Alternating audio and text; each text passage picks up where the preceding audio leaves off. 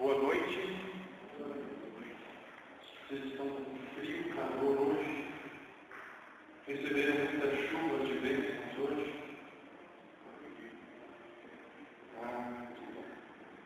Irmãos, hoje é o seguinte: o pastor Júlio havia dito ontem que estaria, mas afinal ele infelizmente não pôde estar. Ele, como não pegou férias, então disse a ele: vai trabalhar. E ele foi trabalhar. Ele é um menino muito trabalhador. E hoje nós continuamos aqui, nós já estamos quase encerrando praticamente essa série do Apocalipse, que começamos desde o primeiro semestre desse ano ainda. Nós vimos uma série de temas. E para a semana que vem está previsto um último tema que será sobre a sétima trombeta. E hoje nós vamos estar vendo a respeito de duas testemunhas. Que testemunhas são essas aí no final? Nós estamos agora abordando no capítulo 11 do Apocalipse, dos versos 1 até o 14. Nós vamos estar vendo esse assunto então hoje. Lembrem que quando nós vimos as trombetas, nós vimos até a sexta. E a partir daí, então, se produziu um intervalo entre a sexta e a sétima trombeta.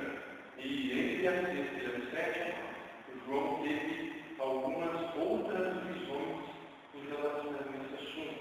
Uma dessas que nós vimos foi a visão que ele teve sobre um livrinho.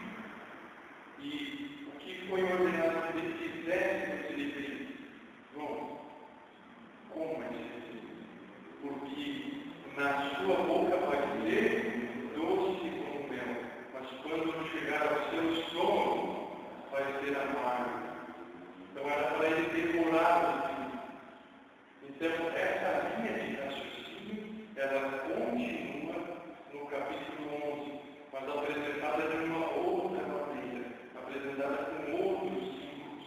E mas nós precisamos descobrir, afinal, que testemunhas são essas aí, realmente. Em primeiro lugar, em toda a história nós temos esse conflito, envolvendo o assunto da adoração, bem versus mal. Algumas coisas precisam ser destacadas aqui, nessa grande batalha do bem e do mal. Desde que Satanás se rebelou contra Deus, iniciando o grande conflito, tomou todas as coisas, começaram a se dividir em dois pontos, né? De um lado, forças do bem, centralizadas no amor de Deus, e do outro lado, as forças do mal, centralizadas ou encabeçadas em Satanás e seus anjos rebeldes. Então se dividiu em dois pontos, mas nós precisamos entender uma coisa: seres humanos, nós não podemos dizer que esse ser humano é bom e esse ser humano é mau. Por quê? Porque todo ser humano é mau. E eu não estou falando aqui de caráter, eu estou falando de natureza. Todo ser humano é mau. Lembra quando Jesus disse: se vós sois bons ou maus? Maus. Se vós que sois maus, sabeis dar boa dádiva aos seus filhos. Então Jesus já declarou: vós sois maus, que a natureza é má. Não necessariamente o caráter, enquanto a partir do momento em que ele for transformado por Deus. Então, todo ser humano essencialmente é mau. Eu sou mau por natureza, por isso que eu preciso de Deus. Mas no grande conflito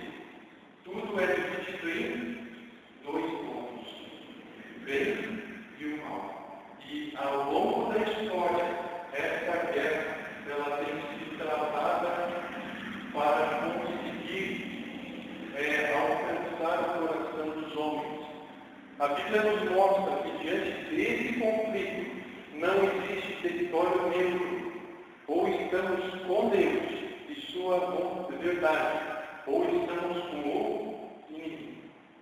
Quantas vezes já ouvimos falar de pessoas que, eu não quero saber de Deus e nem do diabo, eu quero ficar neutro, eu quero ficar no meio dele, não tem como. Rejeitar a Deus e, ao mesmo tempo, tentar não querer saber de mais nada significa se colocar automaticamente de qual lado? Do lado do inimigo de Deus. Então não é possível permanecer neutro nessa grande batalha que tem sido travada ao longo da história. Então, darei as minhas duas testemunhas que profetizem hoje 1260 dias, vestidas de pano de saco. Apocalipse 11, verso 3. Nós já vimos nesse período de tempo, na verdade, 1260 dias. Eles são o quê? 1260 anos. E eles começaram quando? 538 e foram até 1798. Então são 1260 anos literais, proféticos, não literais. E essas testemunhas, elas profetizariam, ou elas receberiam poder, que vem de exousia, uma palavra grega que significa autoridade. Daria autoridade a essas minhas duas testemunhas, para que profetizem durante todo esse período. Mas afinal, quem são essas duas testemunhas? Em João capítulo 5, verso 39. São elas mesmas que testificam de mim. Mas afinal, quem são elas? Nós as convidamos, elas estão aqui conosco nesta noite. Por gentileza, entrem as suas testemunhas.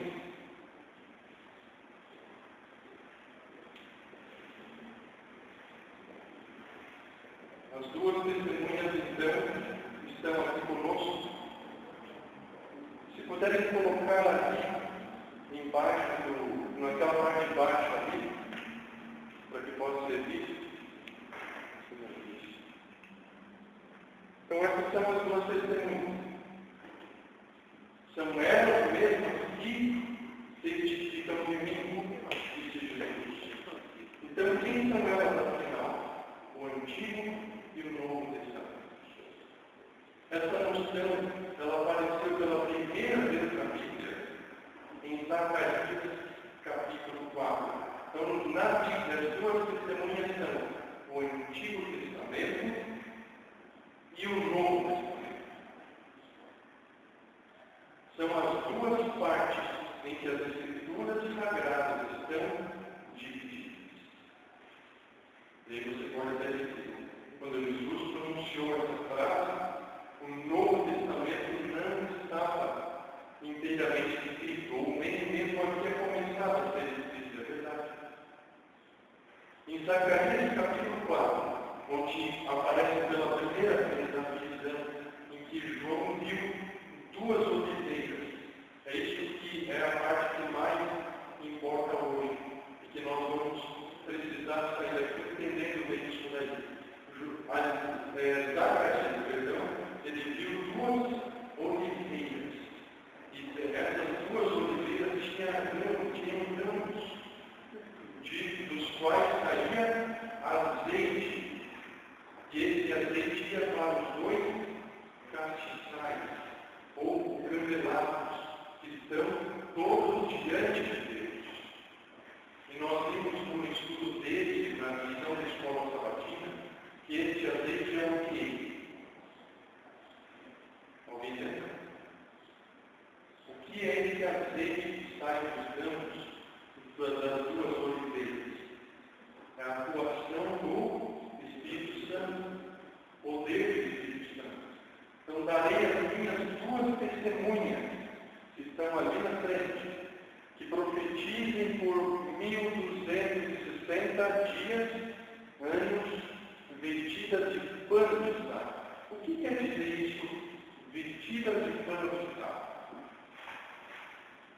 Eu me visto de pano de saco, não estou mais com roupas normais. Eu pego um saco, panos e me visto, jogo em cima. O que isso significa? Humilhação. Que mais? Penitência. Quem sabe tristeza. Mas tristeza pelo quê? Pelo pecado. Tristeza pelo erro cometido. Exatamente. Mas como que isso se aplica às suas testemunhas? Durante 1260 anos, o que aconteceu a partir de 538? Idade Média. Uma feroz perseguição. O povo de Deus, aos poucos, cada vez mais, e mais, e mais, começavam a ser mortos. Por quê? Por causa da fé, porque estavam pregando a verdade. Então, eram mortos aos montes. E dessa maneira, qual é o objetivo? Silenciar o testemunho das duas testemunhas. Então, dessa forma, ao longo de todo esse período, a Bíblia era encoberta, a Bíblia era silenciada, a Bíblia era, em vários momentos, em vários casos, acorrentada sob um falso pretexto de reverência. No livro Grande Conflito tem um capítulo só para esse assunto todo, capítulo 15, as Escrituras Sagradas e a Revolução Francesa. Ali está detalhadinho os acontecimentos ali que tiveram lugar. A gente vai ver mais detalhes disso daí. Então a Bíblia era comentada sob o pretexto de que o povo não iria compreendê-la. E para os sacerdotes, prelados, romanos, isso significava respeito à Escritura Sagrada. Mas, na verdade, o que eles estavam fazendo? Eles estavam ocultando do povo o Evangelho de Deus. Sobre a presença prevista de que só nós podemos entender. Esse conteúdo é muito difícil, é muito complexo. Então, dessa forma, durante 1260 anos, a Bíblia Sagrada, ela testemunhou vestida de pano de saco, na base da humilhação, sendo rejeitada na maioria dos símbolos. Em que sentido, então, as duas testemunhas especificariam? Nós já vimos o período de perseguição de 42 meses, ou 1260 dias, ou anos,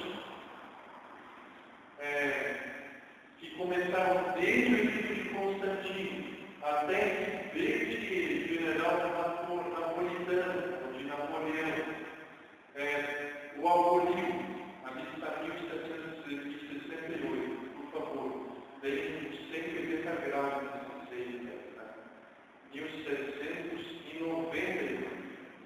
Então, durante todo esse período aí que a Bíblia profetizou. Então, durante a história, muitas pessoas elas se dedicaram a multiplicar trechos ou mesmo grandes porções da Bíblia. E muitos deram a vida por isso. Inclusive, nós temos na história os huguenotes, os albigenses, os valdenses, como destacados grupos de pessoas que levaram a Bíblia Sagrada a vários outros círculos. Vamos vir aqui para frente, porque senão não dá para ver. Durante esse período, a Bíblia testificou vestida de pano de saco, ou seja, oculta, abafada. Então, o que aconteceu durante esse período? A Bíblia não era multiplicada dessa forma, as bênçãos do Evangelho, elas não chegavam até os lares ou até a família. E dessa forma, as consequências vieram. momento que os princípios de Deus, que são contidos na vida sagrada, ou que são a vida sagrada, melhor dizendo, são tirados da vida do povo, tudo de ruim acontece. Quando tiver então concluído o testemunho que deve dar, a besta que surge do abismo pelejará contra ela, e a vencerá, e não só vencerá, e matará. No verso 7. Mas que coisa é essa? Não são as testemunhas de Deus? Então, por que a besta que sobe do abismo, que pode se tratar aqui de um poder antagônico, diversificado, como é que elas conseguem ser vencidas por um poder? Isso que nós temos que entender. Então, ao final desse período de 1260 anos, acontece o surgimento de um poder que se levanta contra Deus, um poder antirreligioso, que se levanta contra essas duas testemunhas, para identificar a besta que mata as testemunhas. Precisamos encontrar na história um poder que perseguiu a Bíblia antes de 1798. Inventa-se depois da Igreja. Então, antes de 1798, portanto, a partir de 1793, surge na história um poder ateísta que se levanta contra a Bíblia. Vamos continuar vendo de que poder se trata esse daí que consegue matar, vencer e matar as duas testemunhas. A besta que sobe do abismo é uma referência direta a Satanás, que também simboliza os reinos deste mundo que estão sob o seu domínio. Então nós temos aqui uma referência ao ateísmo. Aqui nós não estamos vendo um poder religioso. A partir de 1793, então, esse poder surge. Essa vez ela não tem nenhum fundamento religioso. Ela vem da Bíblia. É um poder ateu e espiritualmente comparado com Sodoma e Egito. Acho que é a partir da página 258, o grande contigo começa a descrever melhor esse poder ali.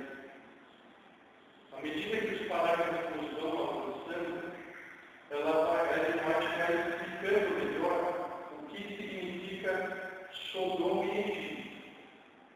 E quando se descreve o poder ateísta, ali o texto está falando espiritualmente, não literalmente. Então, se significa ou representa espiritualmente Sodoma e Egito. Aí ela vai explicando que ao longo da história não tinha aparecido outro poder, além do Egito, que desafiasse o Deus do céu abertamente. O que vocês lembram lá do faraó no tempo de Moisés? Ele foi até o faraó e disse: ó, deixa eu sair do meu povo, para que me adorem, se confere o nome do faraó. A primeira, quem é esse Deus? Quem é ele? Para que eu deixe de ir a mim. Quem é? Um desafio aberto, claro. Nesse episódio da Revolução Francesa, eu achei a dizer que alguns padres chegaram a assumir a sua posição de atitude, negando todas as verdades, mesmo as que eles ensinavam. E um deles deponha as suas roupas sacerdotais em cima de uma mesa. E vários outros seguiram o seu exemplo. Vocês podem ver a força e o poder da fé. Não é um poder religioso, então nem bom Esse poder era espiritualmente igual ao Espírito. Mas não se vai longe, também igual a Sodoma. O que é, pelo que, qual característica de Sodoma é mais conhecida? E que vocês lembram? A história de Ló. O que aconteceu ali? Qual era uma pessoa muito tanto que estava naquela cidade e acabou ele levando uma cidade com uma boa disciplina, porque o povo pecava demasiado e ele brasileiro aí mostra aí com a família. E o que prevalecia ali no meio daquela cidade? Violência, sodomia, homossexualismo, orgias sexuais. Aí o que é mais diz ali? O pecado da licenciosidade. O que é licenciosidade? Libertinagem. Liberdade sem limites. Luxúria. Orgias. Diante da história que eles aboliram mesmo a guarda de um dia na semana e guardavam um dia em cada 10. E esse 10º dia era dedicado para a orgia, para a liberdade do lar. E não só isso, eles começaram a cultuar a liberdade da razão. Inclusive pegaram uma mulher que algum tempo depois foi identificada como uma dançarina de volta. E ela foi endeusada. Essa aqui é a deusa da razão. Ela foi levada à Catedral de Notre Dame e foi colocada num lugar especial. E aqui ela recebia a adoração de todos aqueles que estavam presentes. A maioria, ou quase toda a população da França, após um decreto promulgado pela Assembleia Legislativa, o Conselho Nacional do país, todos eles vibraram de porque Deus foi declarado como mais ainda. Deus não existe, disse um filósofo francês chamado Voltaire. Deus não existe. E ele, inclusive, se irritava facilmente com o fato da existência do cristianismo. Apenas assim como o cristianismo foi fundado por 12 pessoas, eu vou provar para vocês, dizia ele, que apenas um homem pode derrubar, acabar com isso daí. Um poder ateísta, que espiritualmente era comparada a Sodoma e Egito. A palavra de Deus, ela foi queimada na praça pública. Historiadores diziam que ela era perseguida de morte. Então foi a partir daí que comentaristas bíblicos passaram a entender que essas duas testemunhas que estão ali no capítulo 11, elas são o Antigo e o Novo Testamento. Porque a Bíblia era perseguida. Ela foi levada aos montes, na praça pública, ali, queimada. Então, dessa forma, as duas testemunhas foram vencidas e também mortas. Vamos continuar vendo aqui. Como a Bíblia o desmascara, Satanás procura silenciar o seu testemunho, quer mantendo oculta, quer destruir. Então, os médicos sempre mais, quando não dá para perseguir, ele apenas mantém o erro ou faz com que simplesmente as pessoas não se interessem em investigar os dados deles, em pesquisar e estudar. Isso já seria o suficiente. Então, são médicos, são estratégias para manter a vida longe com o Então, muitos dentre os povos, tribos, línguas e nações contemplam os cadáveres das duas testemunhas. Por 3 dias e meio, não permitem que esses cadáveres sejam sepultados. Verso 9. Então elas foram vencidas e foram mortas e como que ficaram jogadas ali, sem serem sepultadas. Deus não permitiria isso acontecer.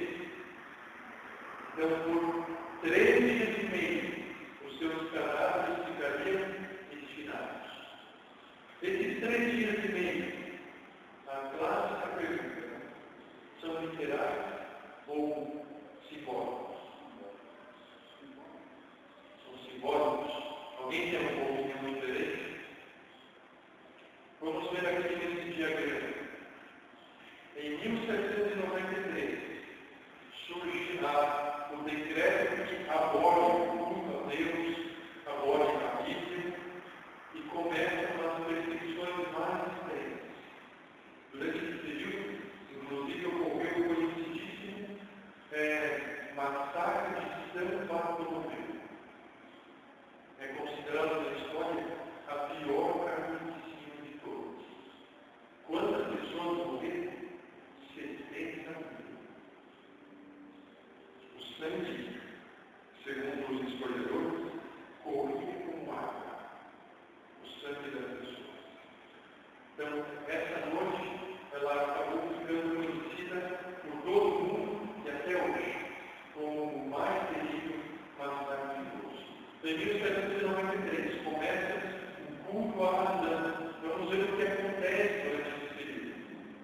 Então, primeiramente, se nós aplicarmos a esses 3 dias e meio o princípio bíblico de um dia por um ano, Ezequiel 4, versos 17, Números 14, 24, Levítico 25, verso 8, também temos alguma coisa lá, chegaremos à conclusão de que o testemunho bíblico resistiria 3 anos e meio depois de ter sido aniquilado.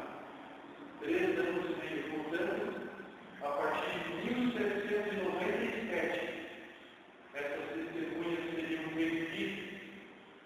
Essa profecia se cumpriu de um modo muito preciso e surpreendente na história da França. Isso está lá bem detalhadinho no capítulo 15 do Grande Conflito. Os 3 anos e meio foram exatamente o reino de terror da Revolução Francesa. Esse período começou em 26 de novembro de 1793. Nesse dia, a França ela decretou, por meio da Assembleia Legislativa, uma lei de que não há Deus e que foi um motivo de regozijo de cada um dos seus habitantes, que durou até 17 de junho de 1797, quando o governo francês, o mesmo grupo de pessoas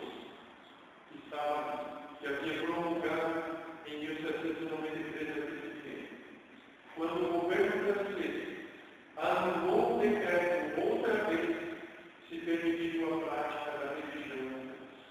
Então, o mesmo grupo que havia decretado que não há Deus, foi o mesmo que restaurou o culto a Deus na França.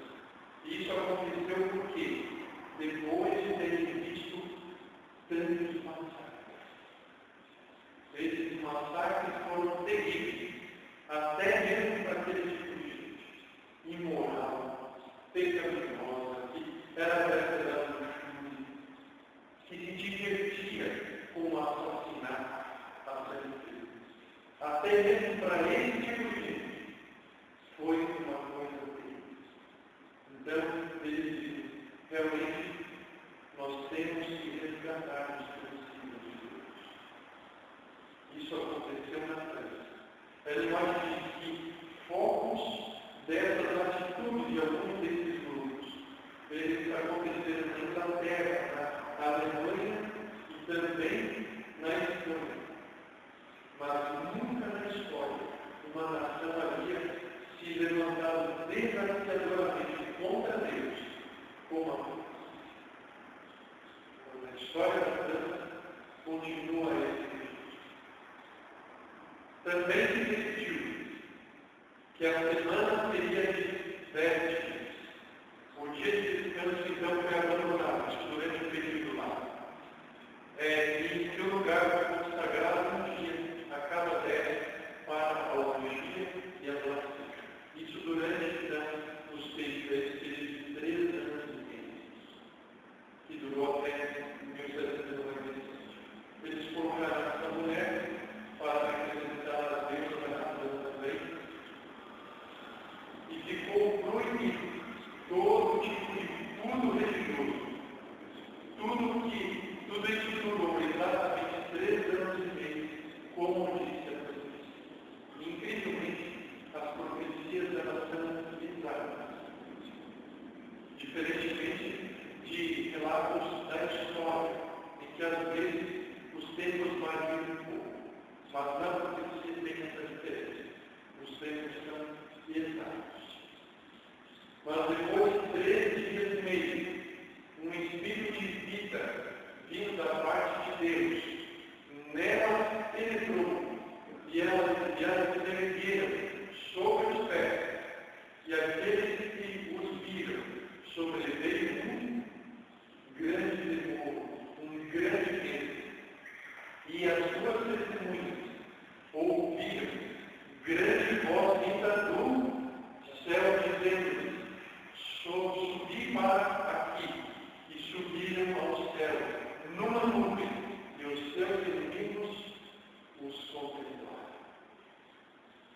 A partir de 1797, acabou a Revolução Francesa. Restaurado foi o culto a Deus, e também essas 2 testemunhas, elas subiram até o céu. Mas de que maneira? Elas subiram ao céu numa nuvem. A Bíblia Sagrada, ela foi resgatada diante do povo. O testemunho bíblico não só ressuscitaria, não só voltaria a existir, mas se elevaria até o céu. Voltaria a ser conhecido. E seria conhecido de uma tal forma que a sua fama subiria até os céus. Essa é uma figura de linguagem, quando se diz que a sua fama, o seu conhecimento foi pelos 4 cantos da terra, ou foi até o céu, significa o quê? Que passou a ser amplamente conhecido. Por isso que, a partir de 1804, surge a Casa Britânica, uma casa unificadora britânica, uma sociedade bíblica britânica. Em 1816, surge uma sociedade bíblica americana. E até 1816, a Bíblia já era publicada em pelo menos 50 idiomas. Até 1816. A Bíblia ela passou a ser lida e tem sido, ao longo da história, o livro mais amado e odiado. Mais publicado também e mais conhecido. É hoje o livro mais publicado e o mais conhecido. Dizem que hoje em dia a Bíblia está disponível em pelo menos 2.000 idiomas ou dialetos. Hoje em dia. As tentativas de destruir a Bíblia não pararam no passado, isso nós precisamos entender. Ainda hoje, o diabo trabalha para levar pessoas a não se preocuparem com a palavra de Deus. Uma de suas estratégias tem sido convencê-las de que a Bíblia é um livro muito antigo e por isso não tem mais validade no nosso dia. Essa é uma das estratégias. Por mais que seja um livro mais vendido, o livro mais traduzido, o livro mais amado, é também o livro mais perseguido e odiado da história. Ou mesmo o livro mais ignorado da história. Então essa é uma das estratégias, uma tentativa estratégica, semelhante àquela que aconteceu durante a Revolução Francesa, e mais isso acontece no nosso dia. Vocês podem imaginar quantas Bíblias existem por aí, pelo mundo atual? Quantas Bíblias nós temos nas nossas casas hoje? Quantas Bíblias existem nas casas das pessoas por aí? Na internet, as pessoas baixam os seus telefones, os seus tablets. Quanto foi disseminado a pessoa? Mas, em contrapartida, o que acontece? O conhecimento da Bíblia, como é que está? Muitas vezes, em muitas situações,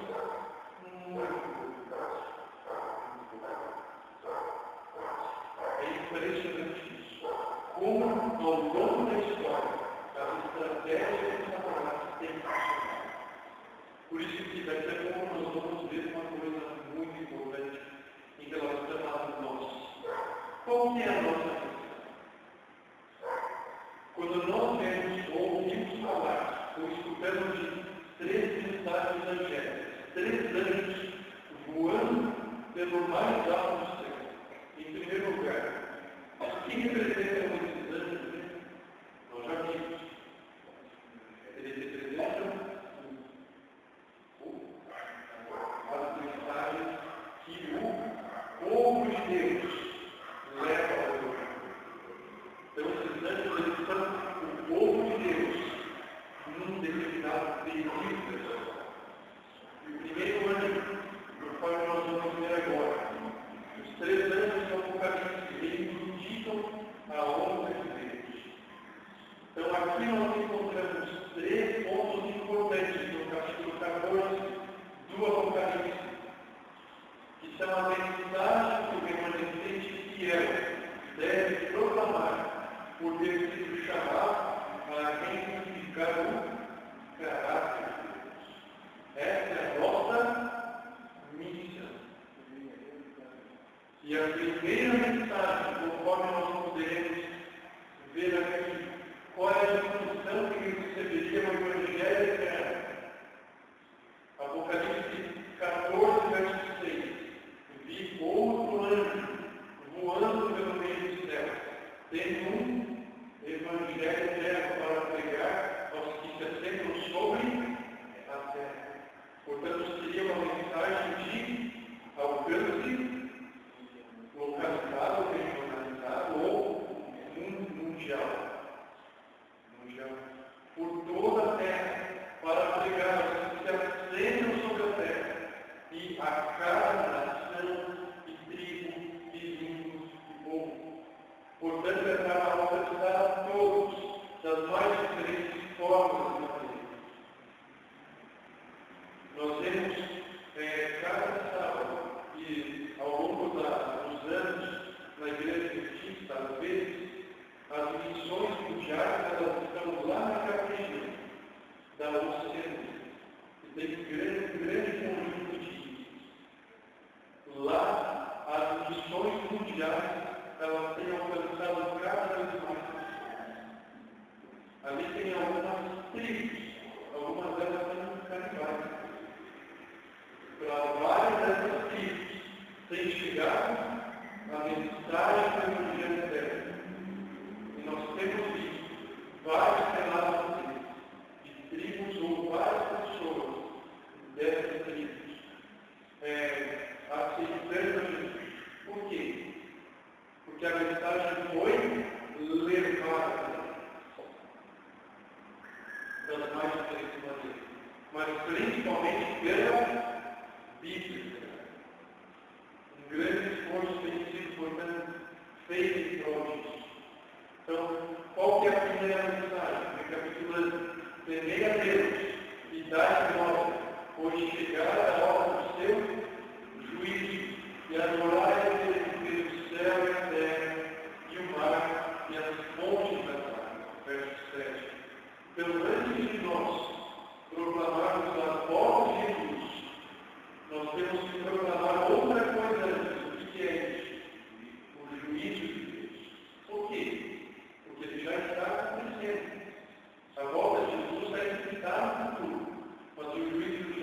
trata.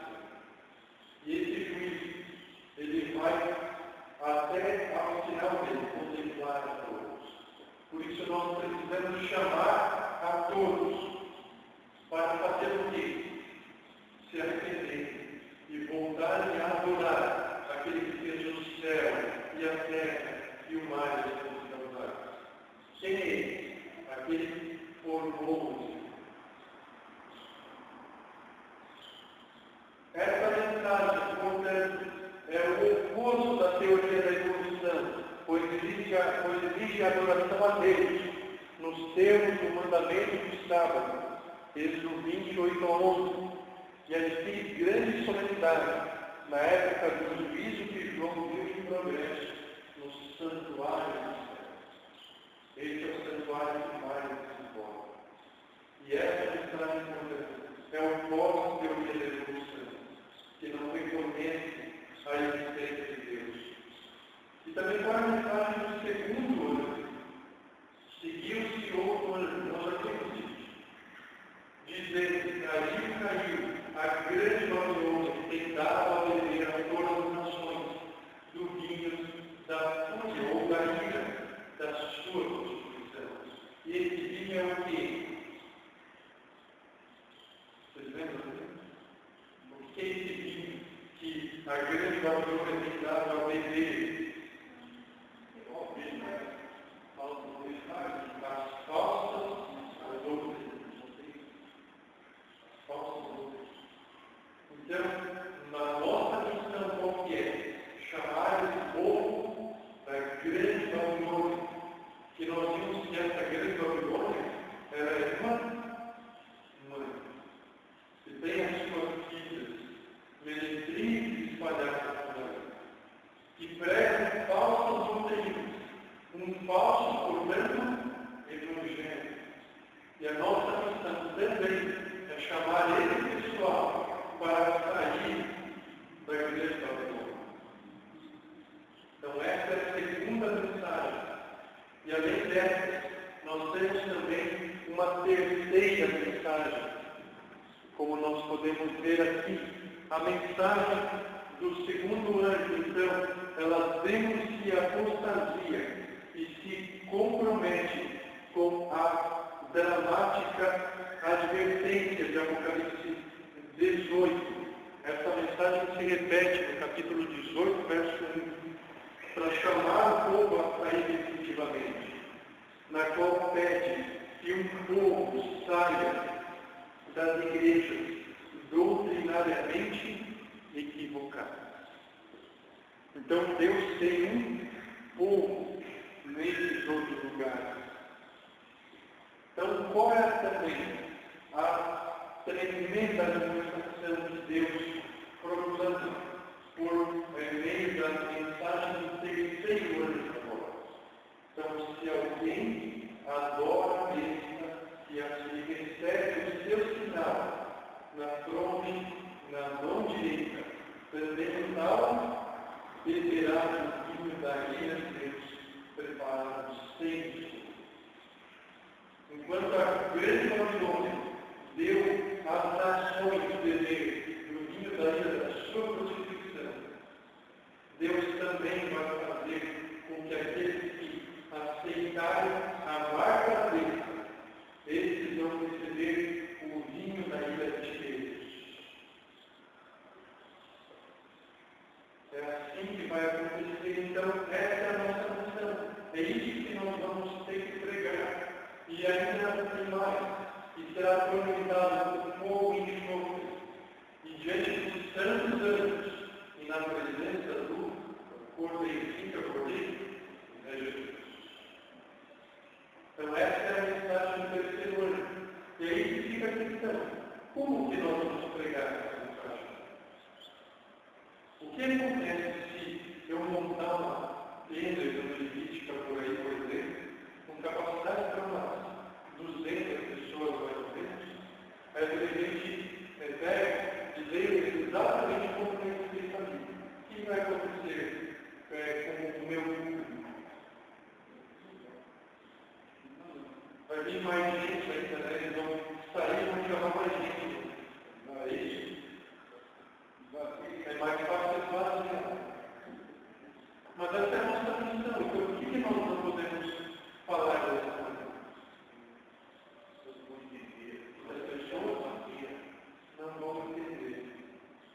está numa forma simbólica. Então, como que nós vamos cumprir essa missão afinal? Entendendo o contexto da mensagem. Porque essa é a nossa missão. Mas não significa que é exatamente isso que nós temos que falar para as pessoas. Então, de que maneira que nós podemos cumprir essa missão? Essa é a missão que nos foi ensinada. Que estratégia que você usaria para Deus? Se fosse pregar essa mensagem? Alguém tem alguma coisa?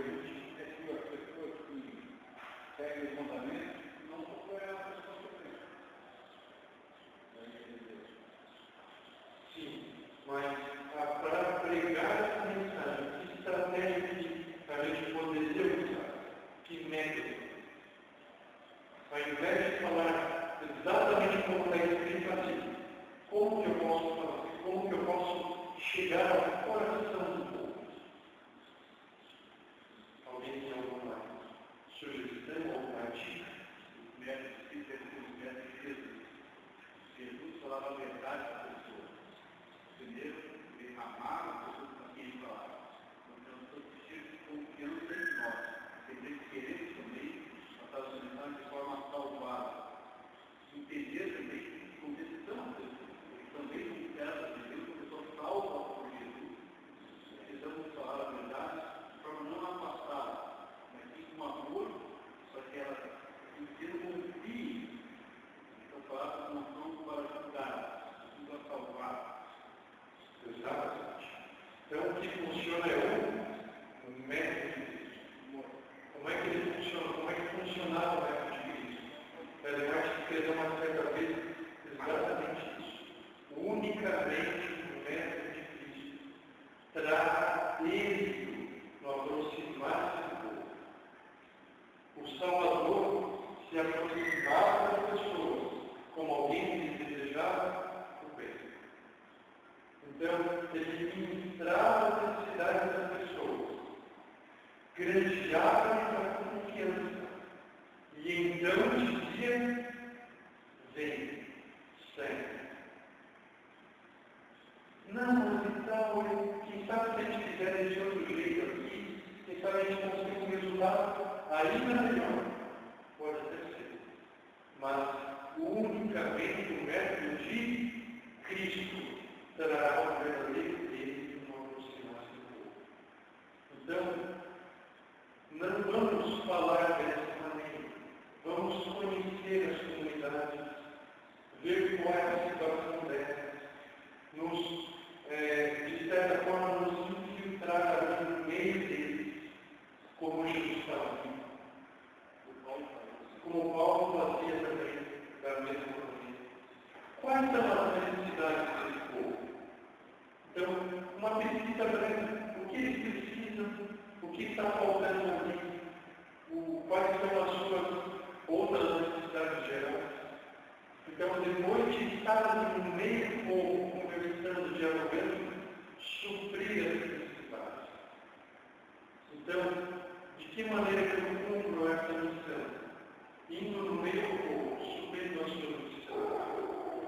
Como foi feito quando nós estávamos a entrega dos alimentos em uma comunidade necessitada, uma comunidade mais pobre. Não extremamente pobre, mas bastante pobre. É dessa maneira. Que dessa maneira eu conquisto o coração do povo. Aí eu posso começar a falar sobre sábado, justificação da fé e as doutrinas do final. Por quê? Porque eu já conquistei. Então, dessa maneira, eu posso cumprir a missão. Outras ideias. Curso como deixar de fumar e discutir. Curso de culinária saudável. A obra da concordância em si é uma atividade assim. Entre outros, tem muitas possibilidades. Mas essa é a nossa missão. Então, até nós podemos dizer que a mensagem de saúde é a grande estratégia que Deus nos deixou para que nós possamos pregar três mensagens angélicas. E finaliza ali, né? A fumaça do seu tormento sobe pelos séculos dos séculos, e não tem descanso algum, nem de dia e nem de noite, os adoradores da besta e da sua imagem, e quem quer que receba a marca do seu nome. Versos 9 a 11. Nós já vimos que a fumaça do seu tormento, que sobe pelos séculos dos séculos, significa o quê? Os resultados. O indivíduo que rejeitou a Deus vai queimar sim, mas vai queimar até quando? Por toda a eternidade? Até consumir. Isso quer dizer que o que é esse tormento eterno? Uma situação que tem resultados para a eternidade. Quem for salvo será salvo pela eternidade. E quem for condenado será condenado para a eternidade. Então, essa é a nossa missão, contida em elementos simbólicos do Apocalipse. A revelação divina é muito clara. Os adverte que, se não abandonarmos o erro e a rebelião, sofreremos as pragas e estaremos irremediavelmente perdidos. Se vocês forem lá no verso 18, do capítulo 11 aqui, vocês vão ver que as duas testemunhas, elas, durante o período do seu testemunho, elas tiveram poder para fazer fogo descer do céu. Isso lembra simbolicamente aquele episódio de Elias com aqueles enviados por Acasias. Cada grupo, os primeiros dois grupos que foram mandados até ele ordenou que descesse fogo dos céus consumidos. Então lembra esse episódio aí. E não só isso, também é uma referência às pragas. As duas testemunhas também tinham poder para castigar com as pragas aqueles que se opusessem à sua autoridade. Essa autoridade foi dada por quem? Por Deus. Essa é a autoridade da palavra de Deus. Então, o povo de Deus na profecia. Nós vimos que muitas pessoas que compõem o povo de Deus, Deus tem uma igreja invisível na terra, elas estão chamadas a compor o povo de Deus, conforme se encontra na profecia. E esse povo de Deus, ao sair da grande Babilônia, com quem deve se unir os sinceros? Então vamos ver aqui, Apocalipse 14, verso 12. Aqui está a perseverança dos santos, os que guardam os mandamentos de Deus e têm e a fé em Jesus. Essa fé em Jesus é a mesma coisa que o testemunho de Jesus. E posteriormente nós entendemos que esse testemunho de Jesus é o espírito de profecia. A moderna manifestação do dom profético no meio do consciente. Então, é aí que os sinceros devem se unir no final dele. As letras são muito pequenas. Então, o que sucederá quando se manter, quando chegamos a terminar? Quando terminar a pregação da mensagem dos 3 anos, olhei isso na nuvem branca e sentado sobre a nuvem, semelhante a filho de homem, tendo na cabeça uma coroa de ouro e na mão uma foice afiada. Outro anjo saiu do santuário, gritando em grande voz para aquele que se achava sentado sobre a nuvem. Quem era que estava sentado sobre a nuvem? Jesus. Então, toma a tua foice e ceifa, pois chegou a hora de ceifar, visto que a seara da terra já amanheceu. E aquele que estava sentado sobre a nuvem passou a foice sobre a terra, e a terra foi ceifada. Então, nesse momento, quando termina a nossa missão, quando termina a intercessão de Cristo no santuário, sai do santuário e simbolicamente entrega a foice. Jesus é o único que tem autoridade para separar em dois grupos, os fiéis e os ímpios. Muitos, ou alguns, às vezes, se levantam, mesmo no meio adventista, tentando fazer essa separação antes de Deus. Nós vamos pegar aqui os mais consagrados, os mais fiéis, e vamos montar um grupinho aqui e vamos criar um novo movimento. Meu filho, você não tem a autoridade de Deus para fazer isso. Não tem. Mas então a igreja está cheia de erro, pecado. Está, mas a igreja militante. Ainda não é igreja militante. Então, somente Jesus tem a oportunidade para ceifar. E para ceifar, o grão precisa estar maduro. Alguns querem ceifar quando o grão ainda está acabando de nascer, às vezes, ou nem amadurecido ainda. Então, só aí que acontece essa ceifa. É a ceifa de Jesus, o maior acontecimento de toda a história, a solução definitiva para o pecado e todo o mal deste mundo. E qual é a solução? E será pregado este Evangelho do Reino por todo o mundo, para testemunhar a todas as nações. Então virá o fim. Que fim é esse?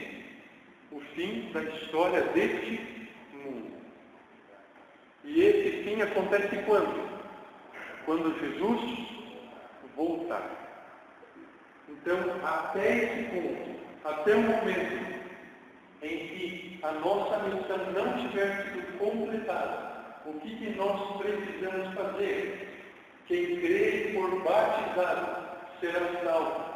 Quem, porém, não crê será condenado. Então, a nossa missão é pregar essas três mensagens evangélicas, aonde estão contidas nelas preciosas doutrinas da palavra de Deus, pelos mais variados métodos que nós temos, porém dirigidos por Deus, chamando pessoas à adoração ao Deus verdadeiro, a sair desse grande sistema, dessa confederação reconhecida como Babilônia, a fim de se unir ao povo de Deus, conforme está na Cristo, e guarda os mandamentos de Deus e tem testemunho a fé de Jesus. Então Deus nos chamou, Deus ainda nos convocando para nós fazermos parte dessa grande obra, a fim de chamar as pessoas. Pois Deus tem povo nos mais diversos lugares dele. Algum comentário final, alguma pergunta?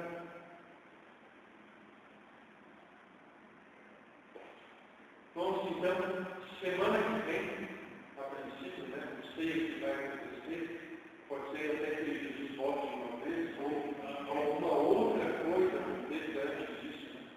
Semana que vem, a sétima trombeta revelada. É o último assunto dessa série que nós estaremos. Se não tiver mais nenhuma pergunta ou comentário, vamos ficar até a oração.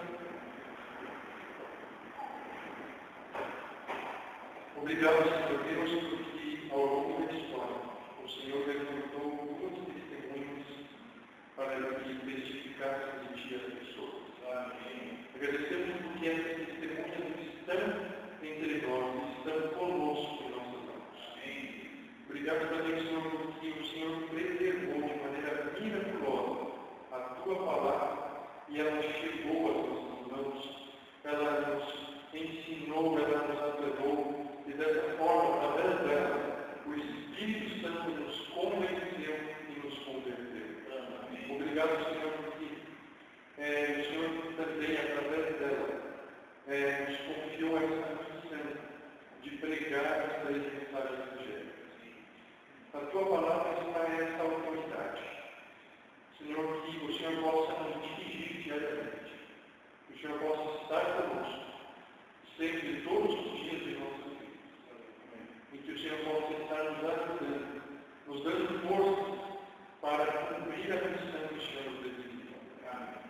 O Senhor possa estar conosco